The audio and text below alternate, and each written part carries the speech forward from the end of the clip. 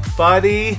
If we haven't had the chance to meet, my name is Brian. I am the state director for CEF Colorado, and I want to say I am so glad you are joining us wherever you are in the state of Colorado. We're doing trainings all over the state, and I would love to be with you in person. Sometimes the schedule just doesn't allow it, but I at least wanted a chance to hang out, even if it's just by video. So I'm so glad you guys are here. We're so excited for what God's going to do through these trainings and just through our ministry all through this next year. And so I appreciate you guys taking the time out to be a part of this. But I get a chance just to open things up for a minute. So I hope you guys can track along with me. I think we're going to have a little bit of fun before we get things really kicked off. So I want to ask you guys a question as we get started. Do you remember your 13th birthday? I mean, 13's kind of a big number. You know, you're officially a teenager. You're on the cusp of high school and a driver's permit and your license. You can see the horizon of maybe moving out of your parents' house. I mean, it's kind of a big deal. Some people even get their first boyfriend or girlfriend around that time. But actually, the reason why 13 is so significant is because it is a massive milestone when it comes to someone's faith.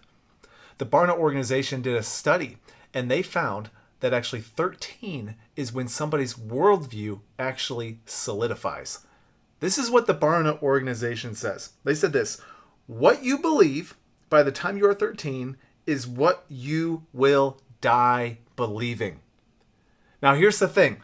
They go on to say that obviously God can intervene, and there are plenty of people who meet Jesus after they're 13, but they said the data shows the large majority of people essentially will continue to believe whatever they believe by the time they are 13. That's astounding to me. They even went as far as to say this: people's spiritual beliefs are irrevocably formed when they are pre-teens. They will decide what they think about Jesus, what they want to believe, and what their life is going to be about for the next however many years God gives them. Now, here's the thing. That's a sobering thought, right? I mean, by 13, you're pretty much set on your spiritual trajectory. Well, don't worry. There's going to be some good news coming, but we got to go through some other stuff first. Who's raising the young preteens right now? It is millennials. That is my generation. Those are my people. We're the one with the little kids right now. And if you can believe this, the Barna organization also put out that only 4% of all millennials hold tightly to a biblical worldview.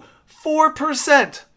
Now imagine with me, what do you think is going to happen to this next generation of kids as they are raised by an entire population that is not committed to Jesus and his teachings and what he says in God's word?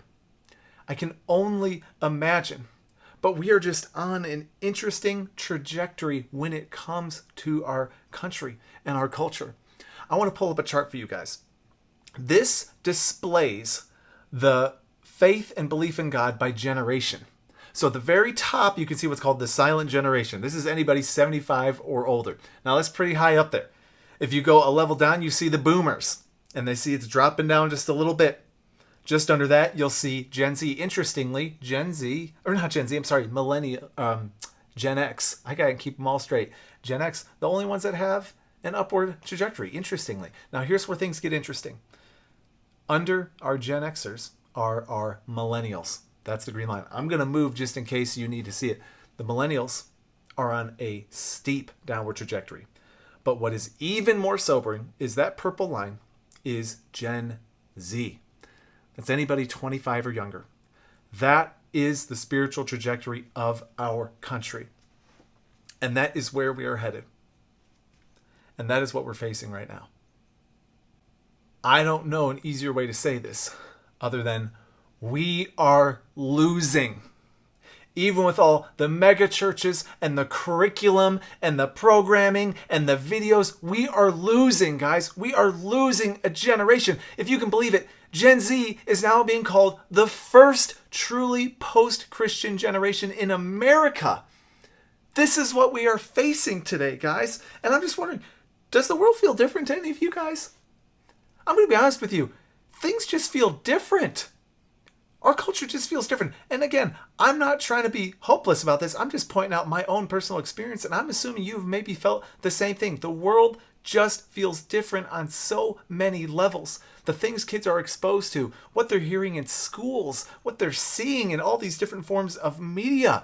It's so much more complex now to work with kids. But here's the thing. We can focus on all of the problems. We can focus on all of the obstacles. We can talk about how everything's going so bad. But I'll be honest with you guys, when I was in seminary, I had this little card on my desk that said, in every obstacle is an opportunity.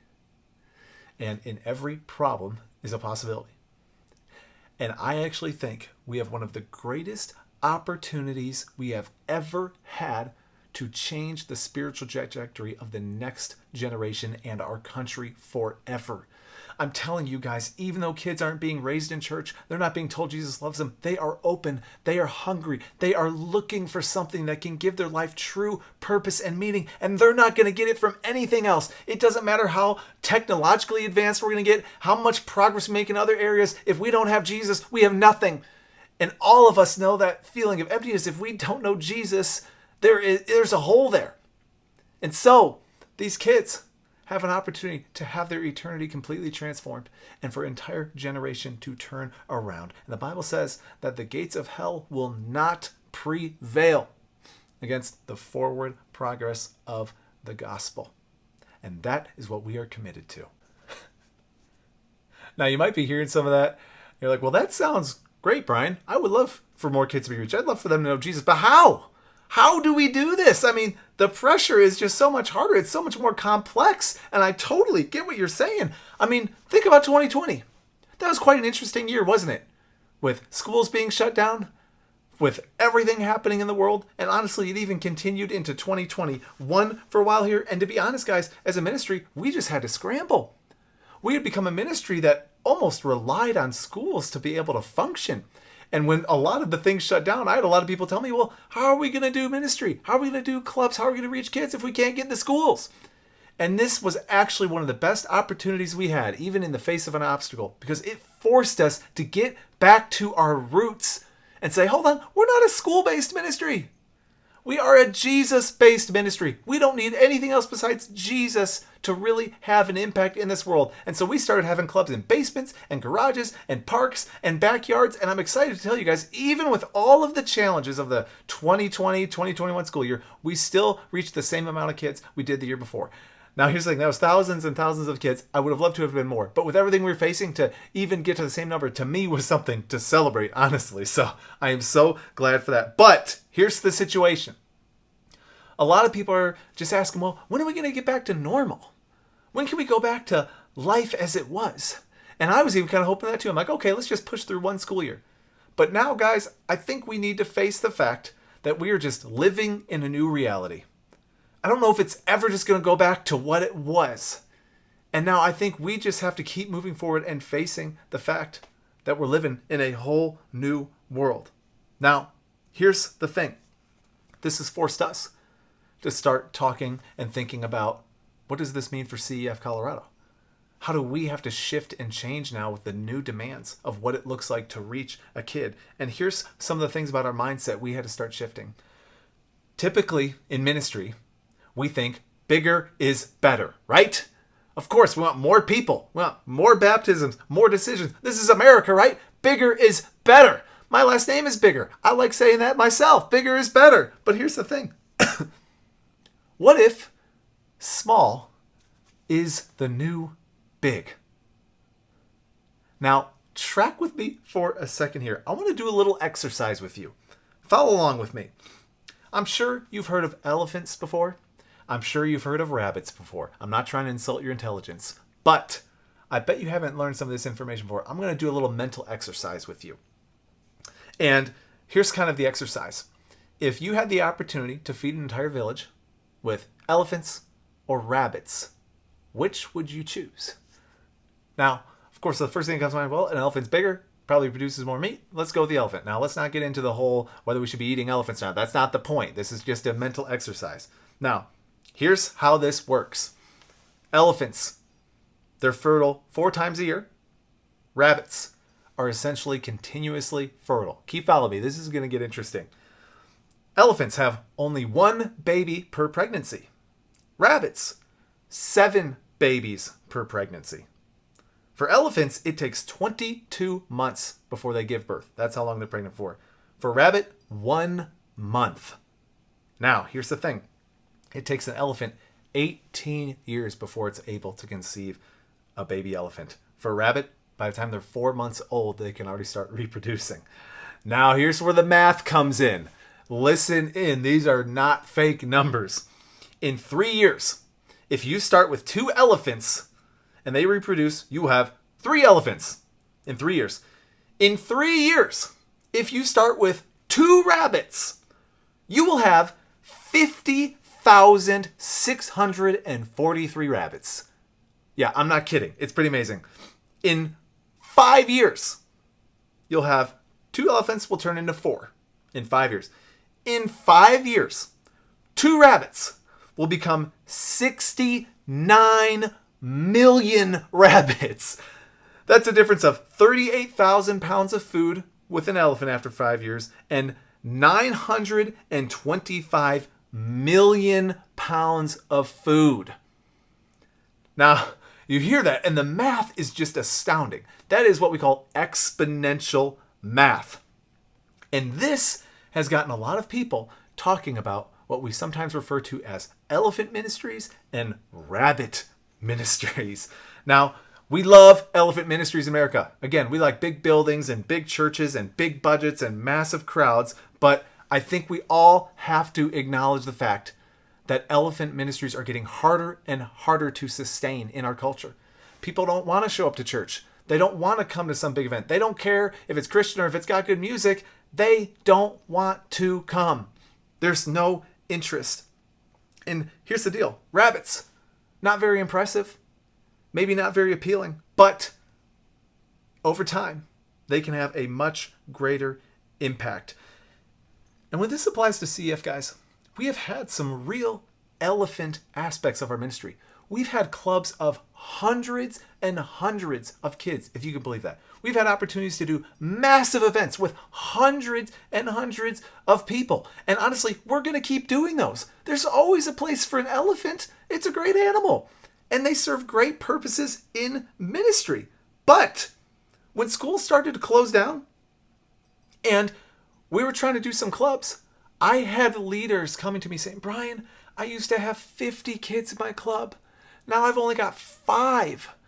I had a woman, her whole club got shut down in the school. She had 1 kid coming to her club.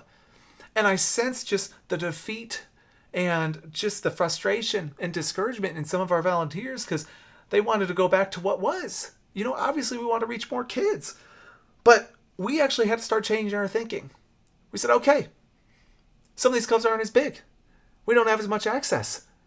What's it going to look like to reach kids in this new reality? And we said, okay, instead of maybe having a club of 50, what if we had 10 clubs of 5? What if we really leaned into what we can reasonably do with the resources we have? Now, I did some math of what it would look like to have a couple rounds of 5-kid clubs. Now, here's the thing. If you just have 4 clubs of 50 kids, you got 200 kids. But if you take 10 kids, 10 clubs with 5 kids, and each of those clubs reproduces a club, after 4 iterations, you will have 750 kids that will have been reached. And after that, it just continues to multiply and multiply. And, you know, we've been talking as a staff. We said, you know what? There's actually a lot of benefits to smaller clubs. If you have a smaller club, you could have a much more personal presence in a kid's life. There's not as much programmatic elements you have to organize. There's not as much chaos you have to organize. There's less supplies. It's more intimate. There are just so many reasons why actually it's a really, really good opportunity. You know, it's a much easier ask for me when I go to somebody and say, hey, can you just talk to 5 kids about Jesus? They're like, yeah, probably. That'd be fun. I can have them over at my house. But if I say, hey, do you have any space for 100 kids to show up? And do you have snacks and all the supplies for that? That's a much more intimidating thing for someone to jump into. And so we've noticed that we have people who are much more willing to put a club together. If they got their kids and their kids' friends and a couple kids from the neighborhood, this is really exciting, guys. And so now we're saying here, what would it look like if all of us took this responsibility to say, you know what? Not only am I just going to start a club, even if it's just 1 kid, even if it's just my kid, but I'm actually going to challenge my kids and maybe some of my neighbors and some people from church to just start a club of their own, even if it's just a couple kids. And that rabbit multiplying mentality starts to get exponential, and it changes the whole game. So guys, where am I getting at with this? Why am I talking about rabbits and elephants and all this stuff? Ultimately, we need to change our mindset. The gospel is always relevant. The urgency is always there. There are over 1 million kids in our state who need to hear the good news of Jesus. And they're not being raised in a church. They're not being raised in a family where they're getting exposure to the Bible and God's love. And this is our opportunity, guys. It's our opportunity, but we need to change our mindset and say, it doesn't matter how many kids show up in the beginning. What matters is that I step out in faith and I start to be faithful with what God gives me, and then I multiply it. And then we see what God can do. I want to read one more Barna piece of information for you guys. Families, churches, and parachurch ministries, that's us, must recognize that primary window of opportunity for effectively reaching people with the good news of Jesus, death and resurrection, is during the pre-teen years. Guys, we have the greatest opportunity on planet Earth. Kids are the greatest mission field on planet Earth.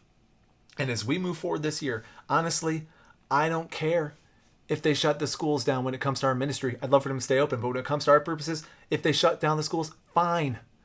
If they force us to wear masks, fine. What I want to focus on is reaching kids, no matter where that is, how we do it, how many kids show up. We are going to reach kids this year. And the fact that you're at one of our trainings right now, or you're even watching this on your own time later, shows that you are passionate about this very thing. So I hope you guys have a wonderful training. Lean into these sessions, take good notes, and take some of the passion and excitement and information you have and bring it back to your communities. Share it with people, and let's multiply the ministry of reaching kids for Christ. I'll see you guys this year.